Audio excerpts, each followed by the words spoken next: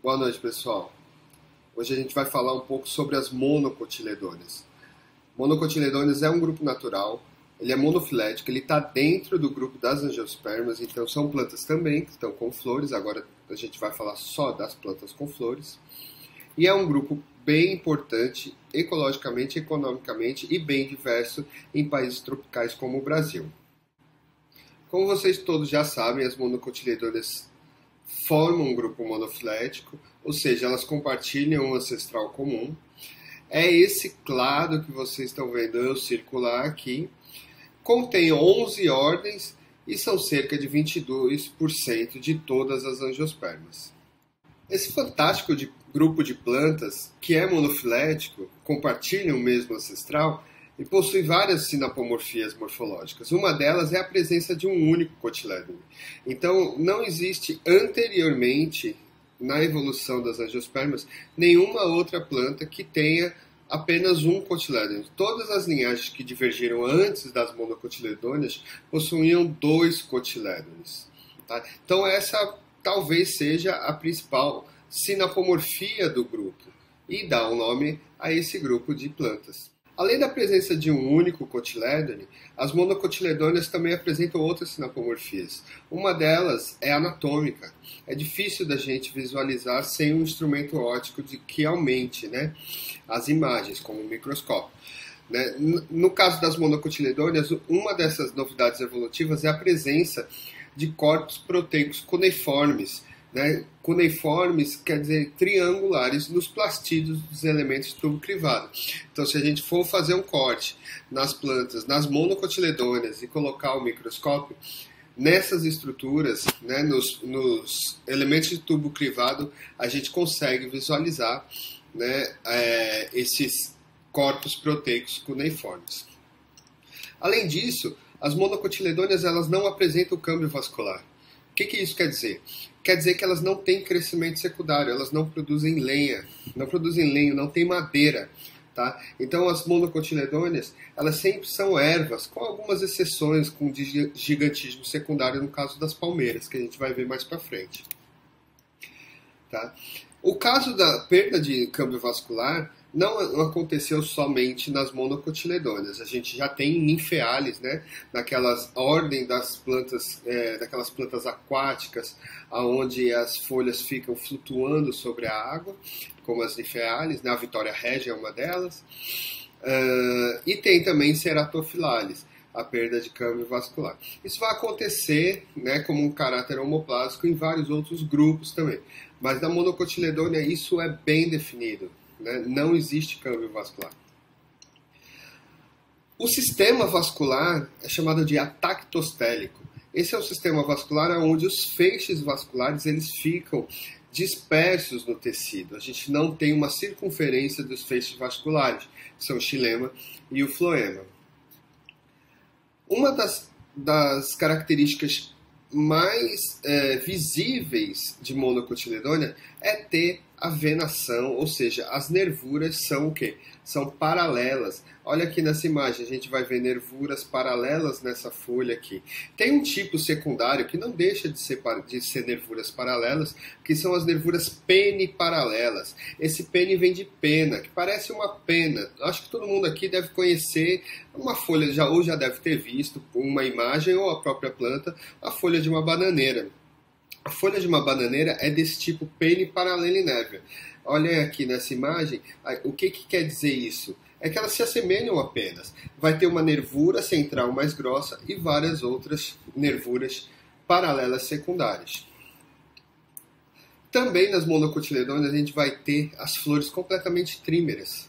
O que quer dizer isso? Flores trímeras são aquelas flores que possuem todas as peças, todos os verticilos florais em números de 3 ou múltiplos de 3. Aqui a gente vê vários exemplos de flores de monocotiledônea, onde que a gente tem aqui indicado as pétalas, então 3 pétalas brancas, e atrás aqui em verde são as sépalas, ok? Aqui a gente vê também um outro tipo de flor de monocotiledônea, onde todos os verticilos protetores, ou seja, o cálice e a corola, eles têm a mesma forma e cor. A gente chama isso de perianto homoclamídeo, ou flores homoclamídeas, que é quando As sépalas e as pétalas são idênticas e nós chamamos essas peças de tépala, tá? Em algumas flores de monocotiledônio e em outros grupos também, as pétalas elas não têm a função atrativa de polinizador. A gente vai ter as sépalas tendo essa função, como vocês estão vendo aqui, essas 3 peças maiores são as sépalas, tá?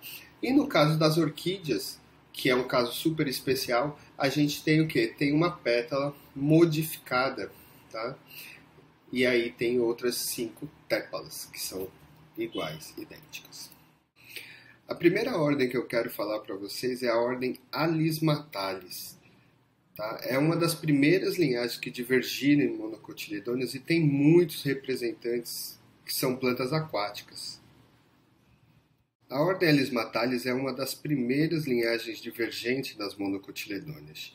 Elas têm como uma provável sinapomorfia a presença de embriões clorofilados, ou seja, esses embriões eles conseguem fazer fotossíntese.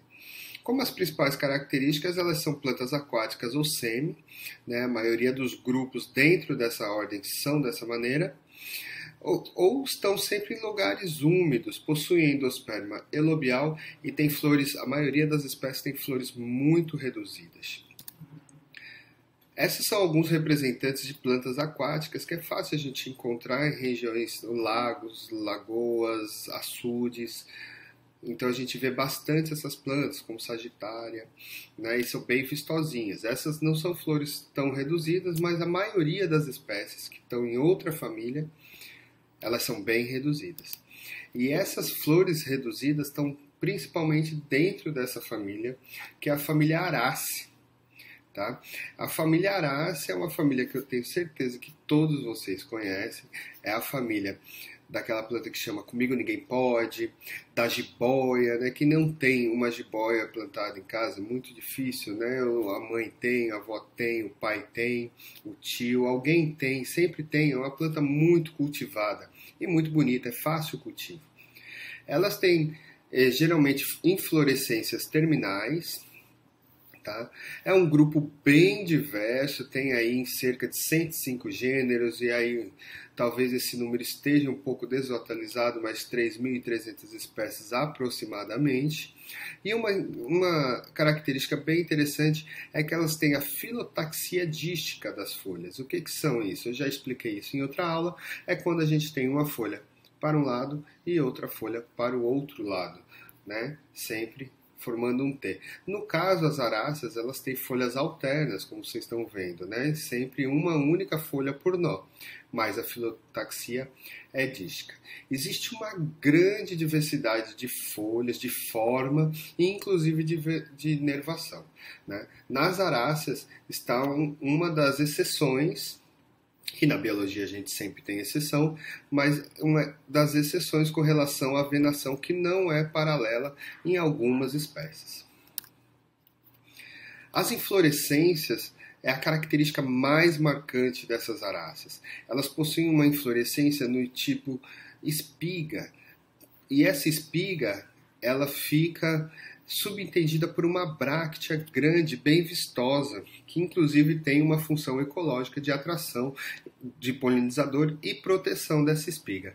Nós damos um nome especial para essa inflorescência das aráceas, que é espádice, e espata, que é o nome dessa bráctea que vai proteger, né, o espádice.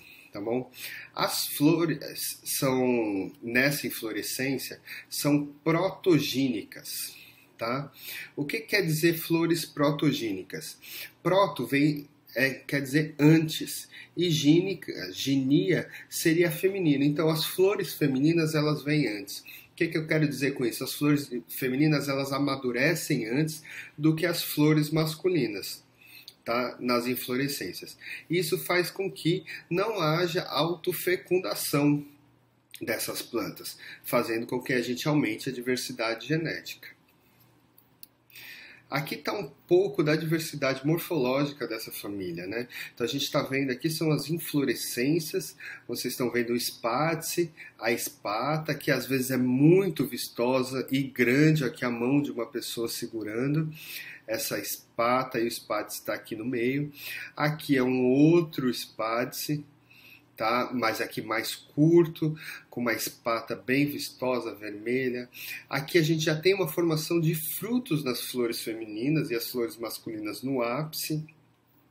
Nesse espádice aqui a gente vê bem essa separação das flores masculinas em amarelo e branco as flores femininas.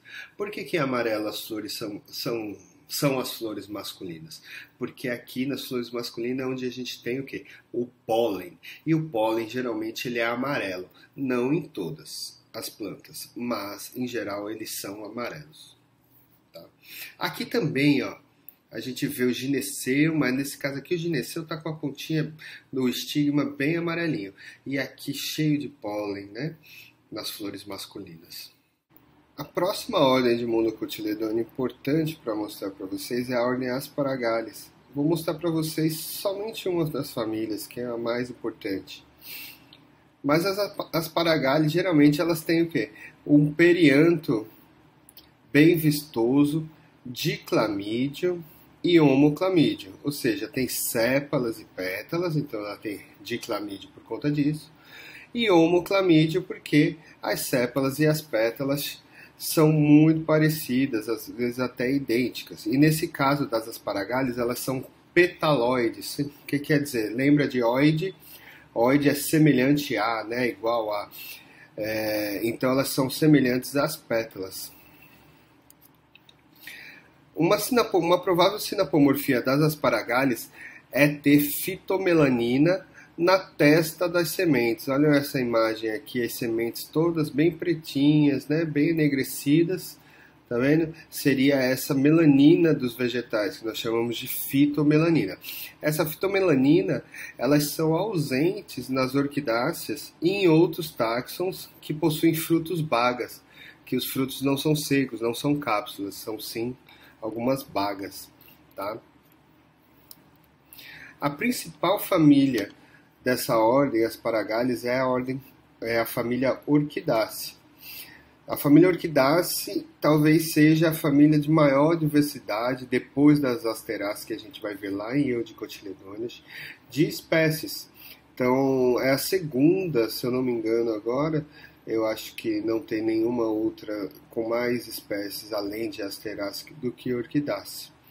Então tem aí aproximadamente 18 mil espécies em 850 gêneros, mas esse número varia um pouco de autor para autor. Elas ocorrem em todos, elas são quase que cosmopolitas, né? Mas elas ocorrem em toda essa área verde do globo. Então elas são muitas espécies ocorrendo em vários ambientes. Podem ocorrer em ambientes secos, como na Caatinga, ou no Cerrado, mas com uma diversidade menor, e também em ambientes mais, no Brasil, em ambientes mais úmidos, como na Amazônia e na Mata Atlântica. Tem também no Pantanal, nos Pampas, são plantas bem diversas, tem uma morfologia bem diversa. Tá? É fácil reconhecer uma orquidácea, porque a orquidácea, as flores de orquidácea sempre tem uma pétala modificada, que nós chamamos de labelo. Tá? Além disso, na maioria das orquidáceas, a gente vai ter a estrutura reprodutiva feminina, o gineceu, fusionado ao androceu, e ambos bem reduzidos. Essa parte mais aqui no ápice seria o androceu, e aqui seria o gineceu, né, o estigma, tá, fusionado. E essas duas partes, né, reprodutivas, a feminina da masculina, são divididas por uma estrutura que a gente chama de rostelo. O nome que se dá a essa estrutura reprodutiva das orquidáceas pode ser coluna ou ginostêmio. Tá? Vou falar coluna que é mais fácil para a gente. Existe uma grande diversidade morfológica nas orquidáceas. As orquidáceas têm folhas de formas que podem ser desde cilíndricas, assim enroladinhas, podem ser lobadas, podem ser inteiras e cordadas em forma de coração, várias formas. E elas também, algumas das orquidáceas, várias, inclusive várias espécies, vários grupos, têm uma estrutura que nós chamamos de pseudobulbo. Tá? Por que pseudo? Porque ele não é um bulbo mesmo como uma cebola, né, que a gente já conhece, o alho, aquele bulbo, aquela estrutura de reserva, mas é uma estrutura caulinar, entumecida, inchada e cheio de água, né? Isso serve para que essas plantas elas possam habitar ambientes xéricos, ambientes que têm déficit de água, assim como os bulbos mesmo, né? É importante, esqueci de falar, que a ordem Asparagales tem uma característica bem importante, que é a presença de bulbos. Nas orquidáceas é um pseudobulbo, tá? Nem todas têm, tá? Existem algumas exceções, mas uma grande maioria tem sim pseudobulbo. E aí por isso, e outras características, as orquidáceas elas possuem a capacidade de habitar esses ambientes que tem pouca água, que chove pouco, né? São esses ambientes xéricos. Tá? E mesmo em ambientes úmidos, a gente tem plantas epífitas, que são aquelas plantas que crescem sobre outras plantas. E isso, por si só, é uma característica xérica, porque quando chove, a precipitação atmosférica, não tem como ela ficar acumulada em cima das árvores de outras plantas, né? Choveu, a água cai, né? Então as plantas elas armazenam água nesses pseudobulbos através de estruturas nas raízes, tá? Que a gente chama de velame. A próxima ordem de monocotiledôneo importante para mostrar para vocês é a ordem Asparagales. Vou mostrar para vocês somente uma das famílias, que é a mais importante. Mas as Asparagales geralmente elas têm o quê? Um perianto bem vistoso, diclamídio e homoclamídio, ou seja, tem sépalas e pétalas, então ela tem diclamídio por conta disso, e homoclamídio porque as sépalas e as pétalas são muito parecidas, às vezes até idênticas. E nesse caso das Asparagales, elas são petaloides. O que quer dizer? Lembra de oide?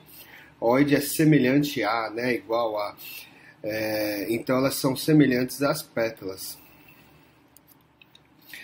Uma provável sinapomorfia das Asparagales é ter fitomelanina na testa das sementes. Olha essa imagem aqui, as sementes todas bem pretinhas, né, bem enegrecidas, tá vendo? Seria essa melanina dos vegetais, que nós chamamos de fitomelanina.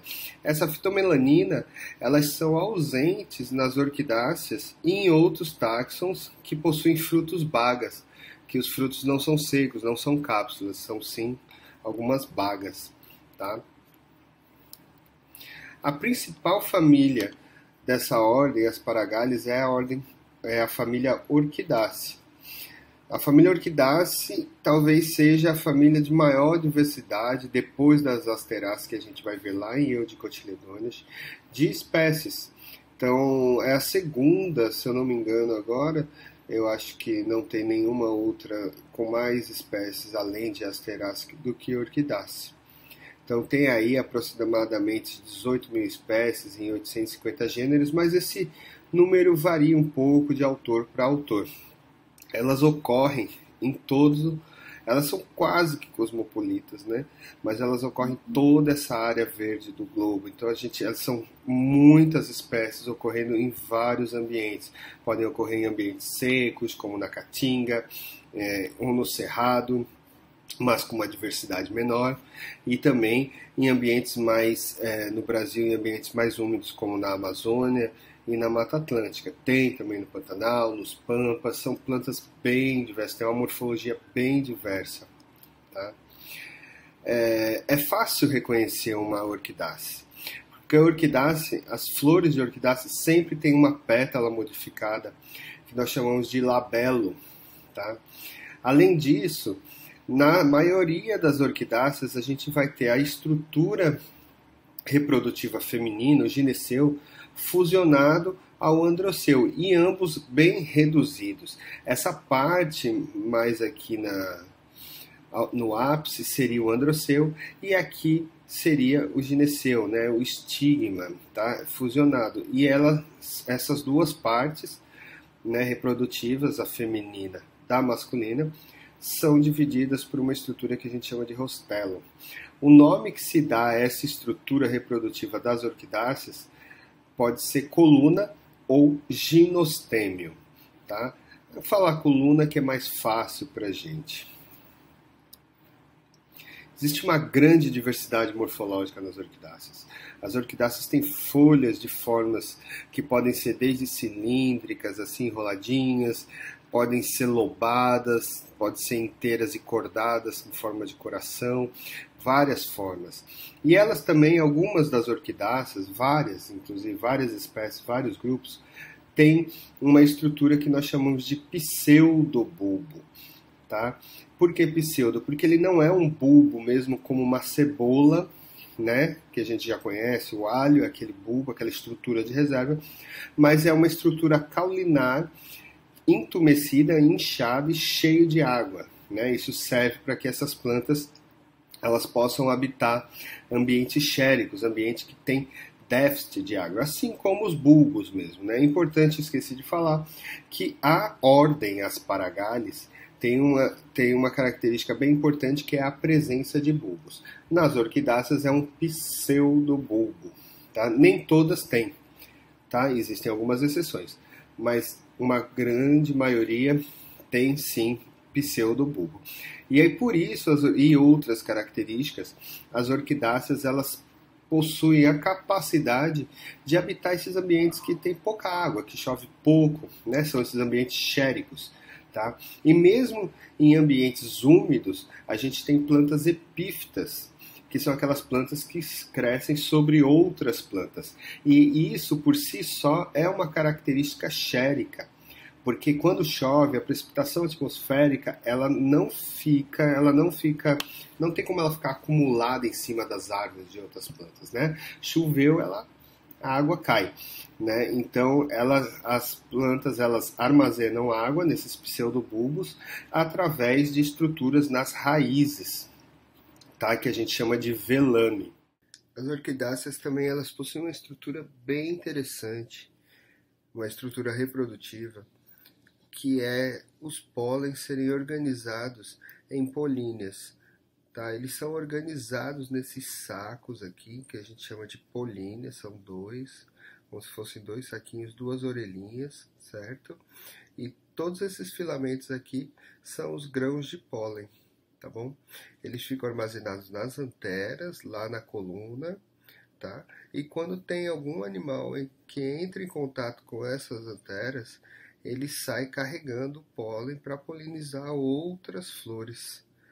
E essas políneas elas se grudam às vezes no animal, aqui como vocês estão vendo nessa mosquinha, nesse animalzinho aqui, nesse inseto, eles se grudam através de um selantezinho, de uma estrutura que a gente chama de viscídio.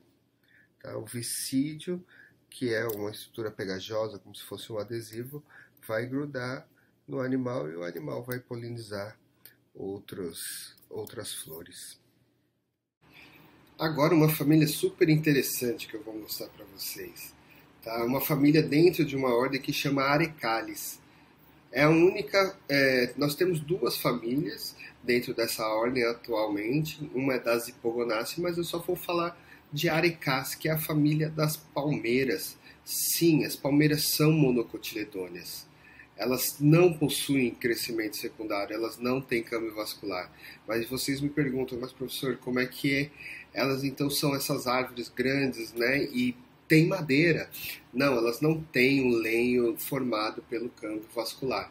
O que elas têm é um gigantismo secundário. É uma outra estrutura que vocês já provavelmente viram nas aulas de morfologia. Se não viram, eu vou deixar para uma próxima ocasião para explicar isso para vocês. Tá?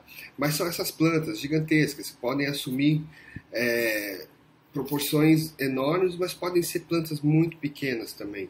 Existem palmeiras que são trepadeiras, que a gente vê na mata e a gente não diz que são palmeiras. Existem palmeiras que têm um caule subterrâneo, que o caule muito alongado subterrâneo, mas a gente só vai ver as folhas e as bainhas e os pecíolos.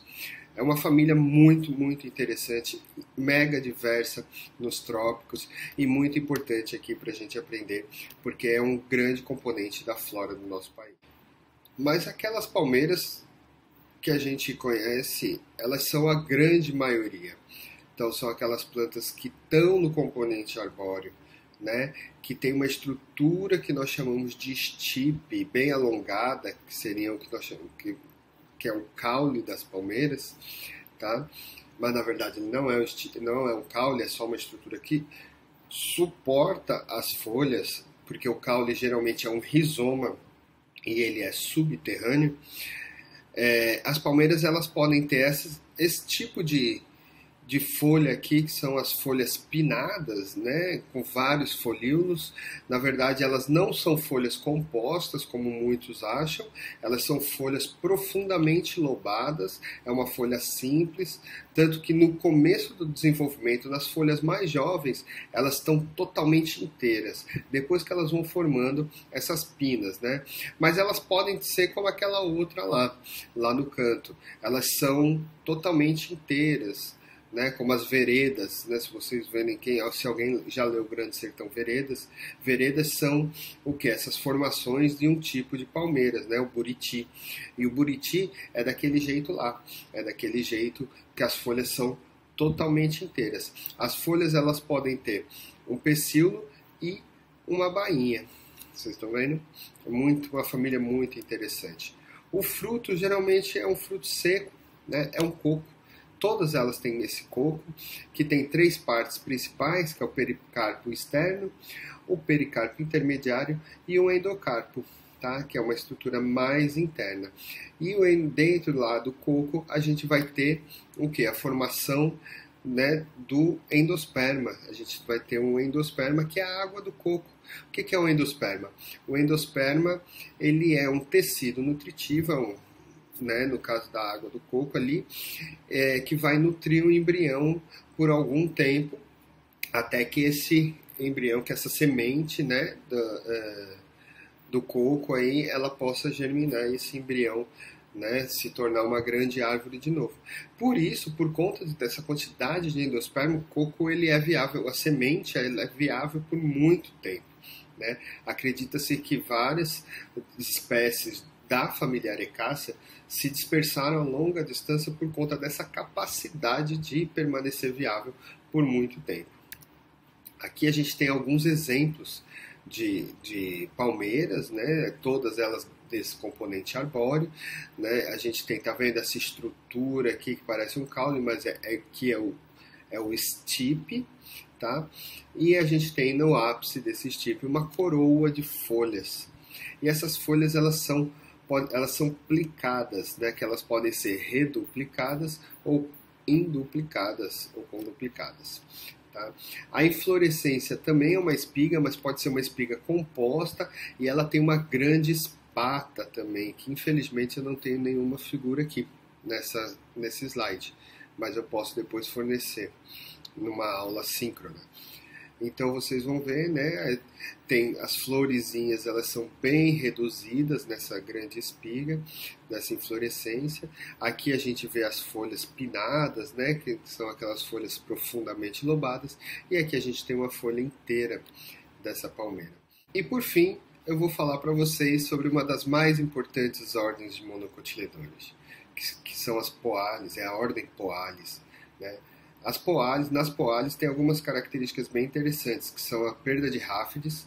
Ráfides são cristais de oxalato de cálcio em formas de agulhas, que são presentes nas primeiras linhagens de monocotiledôneas, principalmente elas são bem abundantes em Arace, né?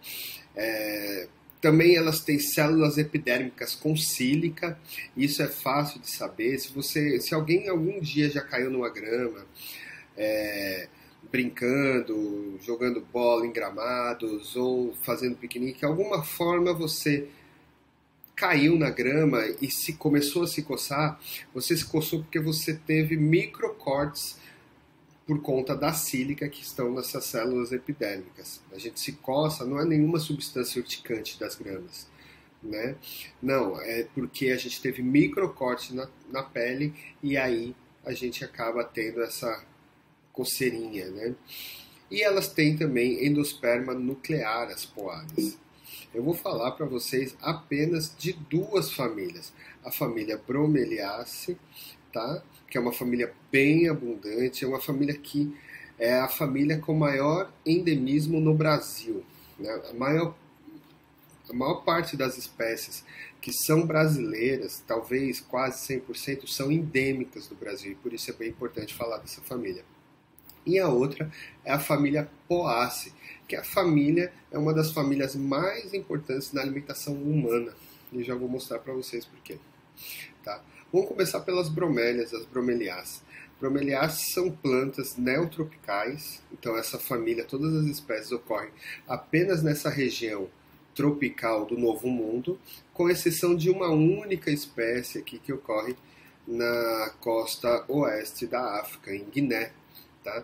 80% das espécies dessa família, que são aí 3.200 espécies, ocorrem no Brasil.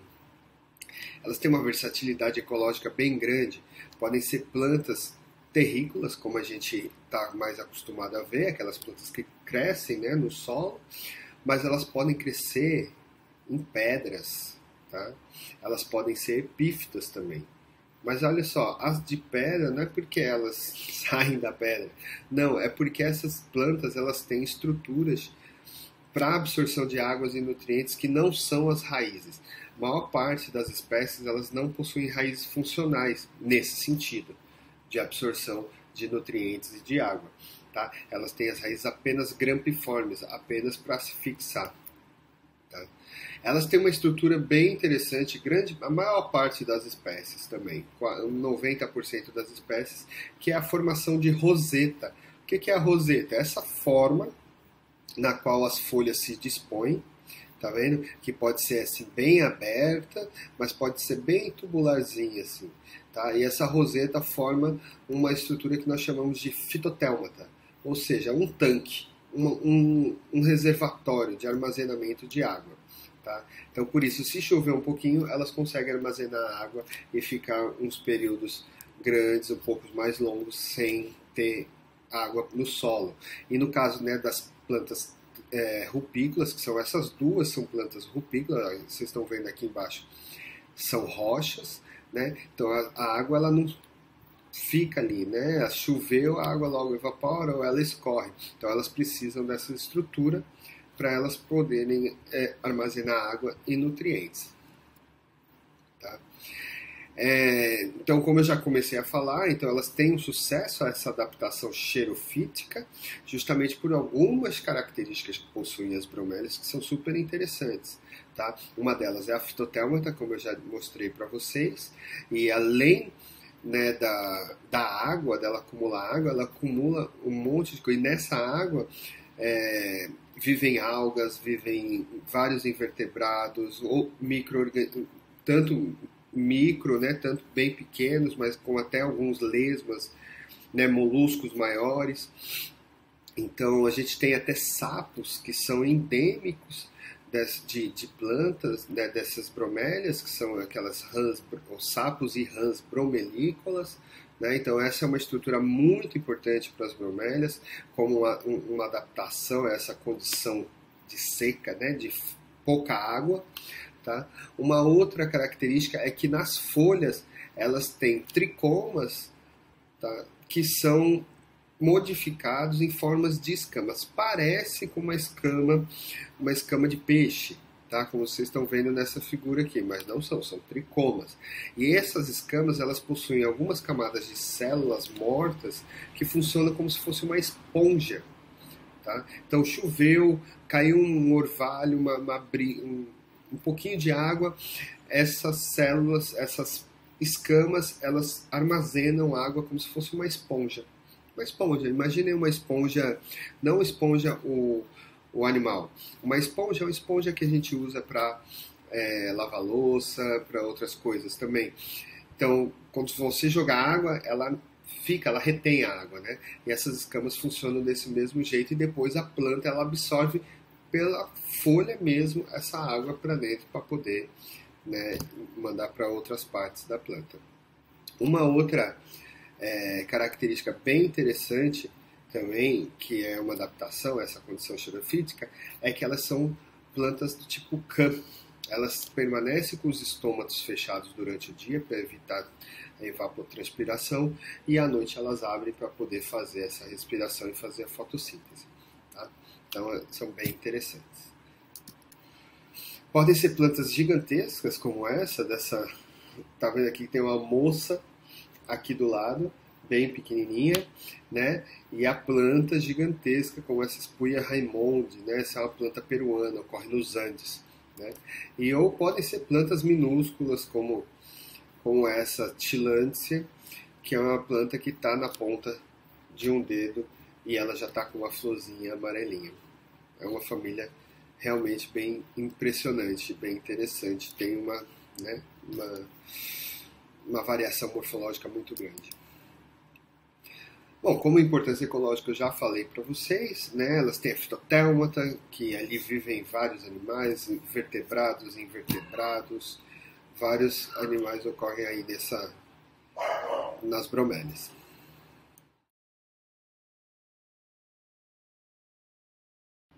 E por fim, eu vou falar para vocês da família Poaceae, que também pode ser chamado de Gramínea ou a família das gramíneas.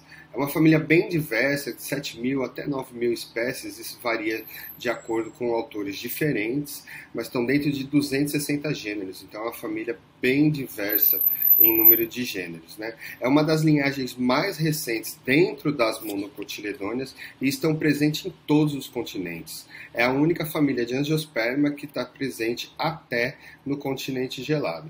A gente reconhece facilmente essa família por várias características. Uma delas é seu caule, né? Ela tem, na verdade, um rizoma subterrâneo e tem esse caule alongado que às vezes são aéreos, né? Que nós chamamos de como.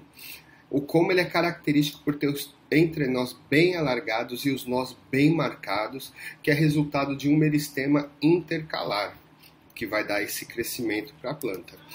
A gente também vê nas gramíneas um embrião bem grande e lateral nas sementes. Por esse embrião ser bem grande, quando a semente é fecundada, né, quando o embrião se forma, ele toma totalmente a cavidade do fruto. O fruto é chamado de cariópse. Tá? Se a gente pegar um grão de milho, que é da família das gramíneas, o grão de milho é um fruto. Se a gente apertar, vai sair a semente e vai ficar na sua mão uma capinha que seria o quê? A parede do ovário ou a parede desse fruto. É bem característico nas gramíneas terem folhas alternas e dísticas também, assim como nas aráceas, né? Uma folha para um lado, outra folha para o outro. E aqui nessa região, entre a lâmina e a bainha, a gente vai ter uma estrutura que chama lígula, tá?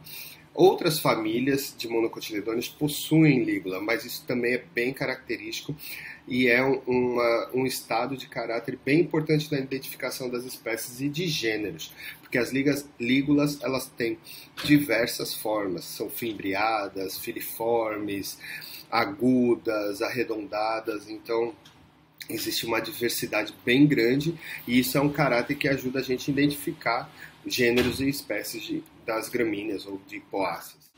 As flores em gramíneas elas são muito reduzidas e elas ficam em estruturas muito pequenas chamadas de espiguetas. Tá? As espiguetas são como se fosse a unidade reprodutiva das gramíneas, mas na verdade são pequenas inflorescências ou ramos de uma grande inflorescência. Aqui nesse desenho esquemático vocês vão ver uma espigueta.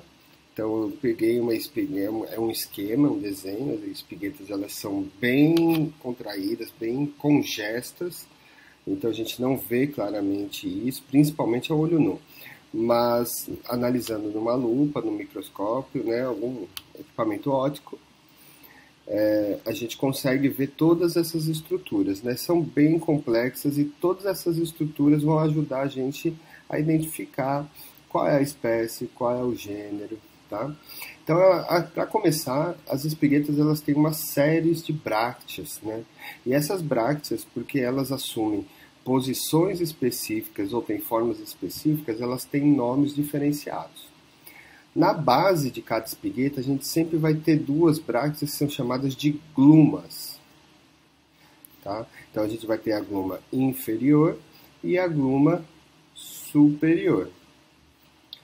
A gente tem uma ráquila, que é esse eixo que vai de onde vão sair, né, de onde vão crescer outras estruturas dessa espigueta, como as flores e outras brácteas. Então, a cada flor é subentendida por uma outra bráctea, né, na base, que é chamada de lema, e uma mais acima, tá, no seu eixo, que é chamada de palha. Então aqui a gente já tem 4 brácteas diferentes com nomes diferentes: gluma inferior, gluma superior, lema e palha. As flores de gramíneas, elas são aclamídeas, ou seja, elas não têm verticilo protetor, não têm pétalas e não têm sépalas. O que elas vão ter são estruturas bem reduzidas, que podem ser resultado do cálice ou da corola atrofiada, que são chamadas de lodículas. E essas lodículas, elas são muito difíceis de visualizar, tá? Elas não são nada fáceis.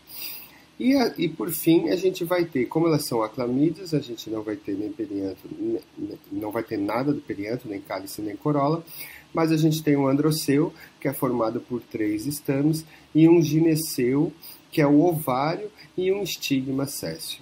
A gente não tem estilete. E esse estigma, ele é plumoso, porque a polinização das gramíneas é feita pelo vento. Então o pólen, ele vem pelo vento, e o estigma, que é o receptor do pólen, ele tem que estar ali disponível e tem que ter uma superfície bem ampla para poder, né, capturar esses grãos de pólen, né, ou deter esse grão de pólen. Na verdade, ele não captura. Tá bom? Assim é a estrutura reprodutiva das gramíneas. E como eu falei para vocês no começo, só vou mostrar aqui alguns exemplos. As gramíneas, elas são a família dos cereais, tá? Então, o trigo, o arroz, a aveia, tá? E outros vários cereais estão dentro dessa família das gramíneas, e por isso elas são tão importantes, junto com uma outra família que eu falei para vocês, que é a Fabaceae. Fabaceae mais Poaceae é igual a feijão com arroz, porque o feijão é da família Fabaceae e o arroz é da família Poaceae. Mas aí a gente tem vários cereais, né? Vocês podem imaginar aí, eu vou querer que vocês pesquisem isso. Então, pessoal, é isso, a gente fica por aqui por hoje. Essa foi a aula de monocotiledôneas. Espero que vocês tenham conseguido acompanhar e assimilar bastante o conteúdo, mas é muito importante dizer que vocês precisam ainda fazer uma leitura complementar no capítulo de livro indicado na atividade. Tá bom? Boa noite e um bom final de semana para vocês todos.